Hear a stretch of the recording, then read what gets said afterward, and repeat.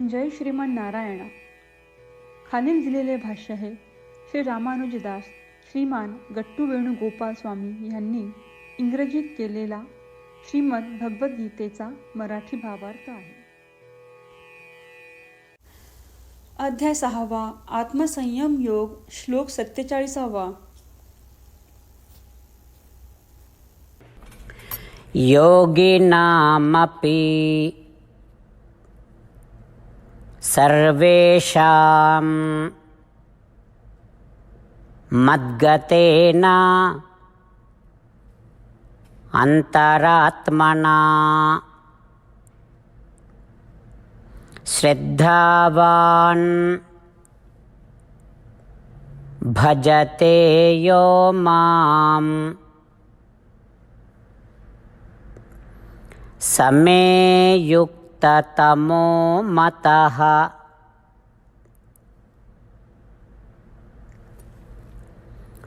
ओम.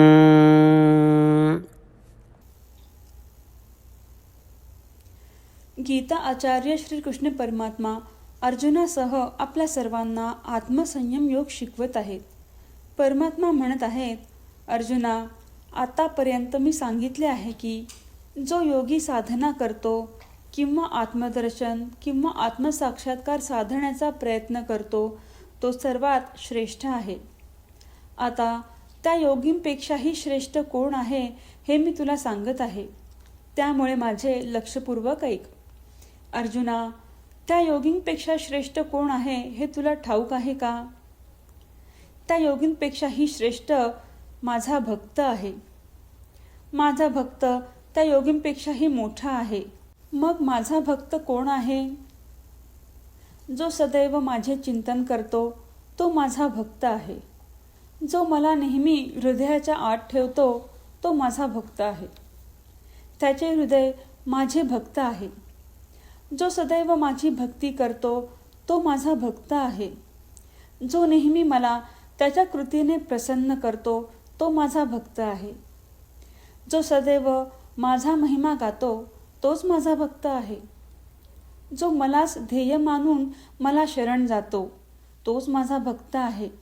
अर्जुना, जो साधना करतो किंवा आत्मदर्शन किंवा आत्मसाक्षात्कार मिळवण्याचा प्रयत्न करतो त्या योगींपेक्षाही श्रेष्ठ असा माझा भक्त आहे.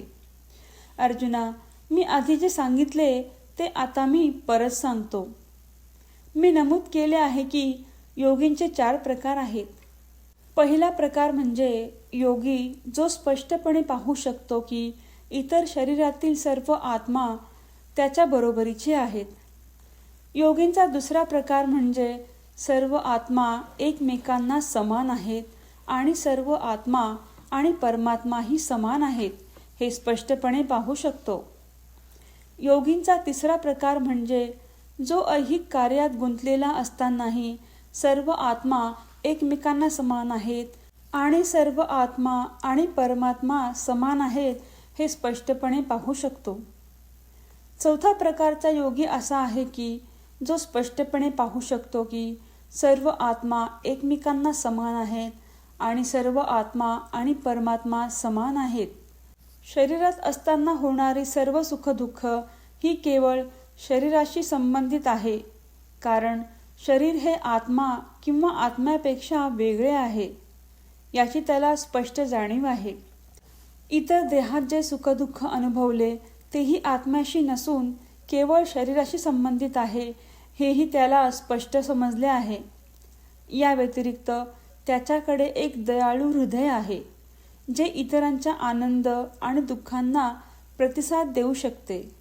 ह्याप्रमाणे योगींचे 4 प्रकार आहेत. तथापि अर्जुना, साधनेच्या या 4 स्तरांचा अभ्यास करणाऱ्या किंवा आत्मदर्शनासाठी किंवा आत्मसाक्षात्कारासाठी झटणाऱ्या योगींपेक्षा माझा भक्त श्रेष्ठ आहे.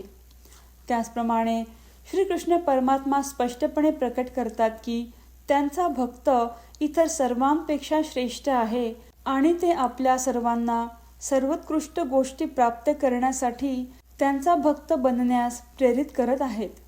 श्रीकृष्ण परमात्म्याच्या शिकवणींचे मनन करताना, श्रीकृष्ण परमात्म्यांचे वचन लक्षपूर्वक ऐकत असताना आणि हा जन्म सार्थकी लावण्यासाठी श्रीकृष्ण परमात्म्याचे भक्त बनण्याचा प्रयत्न करत असताना आपण सर्वांनी श्रीकृष्ण परमात्म्याच्या शब्दांची पुनरावृत्ती करूया.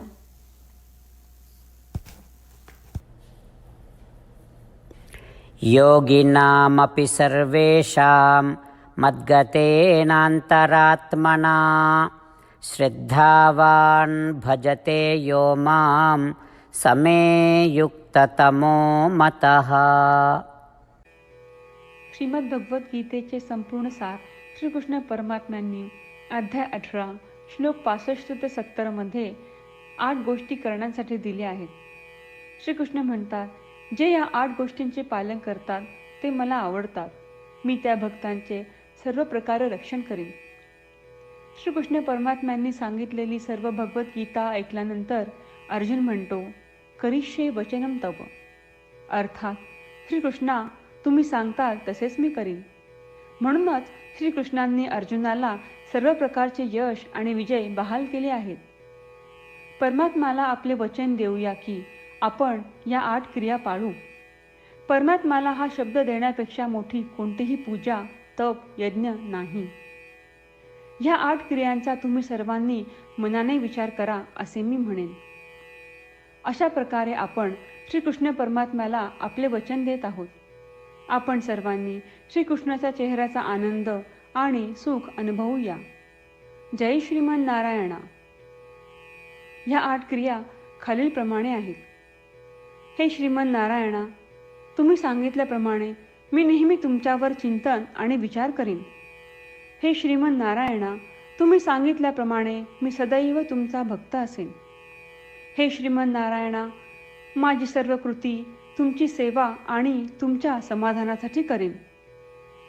हे श्रीमन नारायणा, तुम्ही अनुसरण करायला सांगितल्याप्रमाणे मला खूप विश्वास आहे की मी तुमचा आहे आणि मी नेहमी हात जोडून तुम्हाला नमस्कार करीन आणि तुमची पूजा करीन.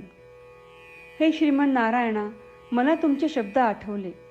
मामेकम शरणम व्रज, जे तुम्ही एकट्याला शरण जायला सांगितले आहेत. श्रीमन नारायणा, मी एकटाच तुम्हाला शरण जातो. हे श्रीमन नारायणा, मला तुमचे मा शुचाह शब्द आठवले की तुम्ही आम्हाला दुःख न करण्याचे आश्वासन देत आहात. मी यापुढे शोक करणार नाही. हे श्रीमन नारायणा, तुम्ही आमच्यासाठी श्रीमद भगवद्गीता देऊन आम्हा सर्वांवर कृपा केली आहे आणि आशीर्वाद दिला आहे. मी दररोज किमान 1 श्लोक वाचण्याचे किंवा ऐकण्याचे वचन देतो. हे श्रीमन नारायणा, तुम्ही गीता सर्व मानवजातीपर्यंत पोहोचवलीस. मी गीतेतील तुमचे दैवी वचन त्या भक्तांपर्यंत पोहोचवण्याचा प्रयत्न करेन जे गीतेला अपरिचित आहेत. हे श्रीमन नारायणा, तुम्ही सांगताल तसेच मी करेन. तुमच्या इच्छेप्रमाणे वागेन आणि तुमच्यासाठीच काम करीन. श्रीमन नारायणाला आपण वचन देऊयात की दररोज त्यांनी सांगितल्याप्रमाणे आपण आचरण करू. हीच एक महान पूजा आहे. श्रीमन नारायणा, करिष्ये वचनम तव. श्रीमन नारायणा, मी तुमच्या सूचनेनुसार वागेन. योगिनामपि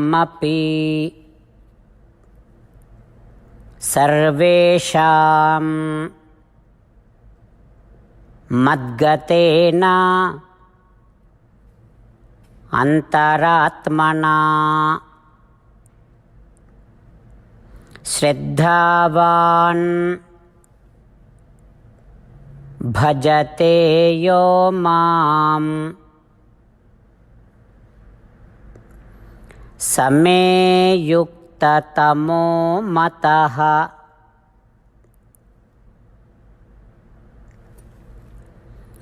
ॐ योगिनामपि सर्वेषां मद्गतेनान्तरात्मना श्रद्धावान् भजते यो मां समे युक्ततमो मतः.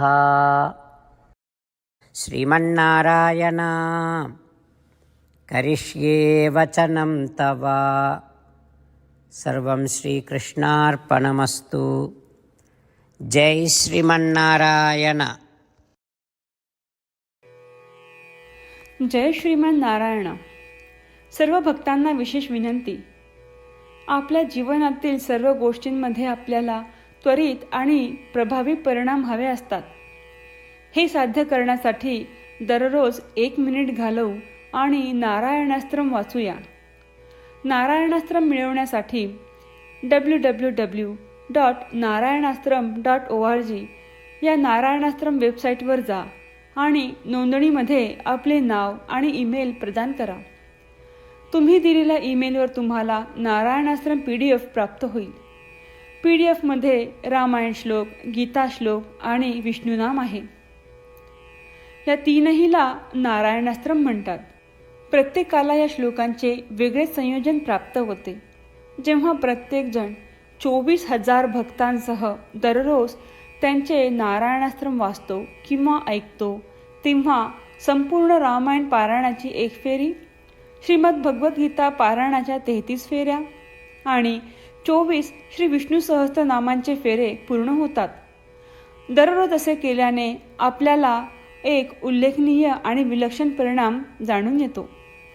म्हणूनच तुम्ही आणि तुमच्या कुटुंबातील सदस्यांनो ताबडतोब जा आणि तुमचे नारायणास्त्र मिळवा. जय श्रीमान नारायण.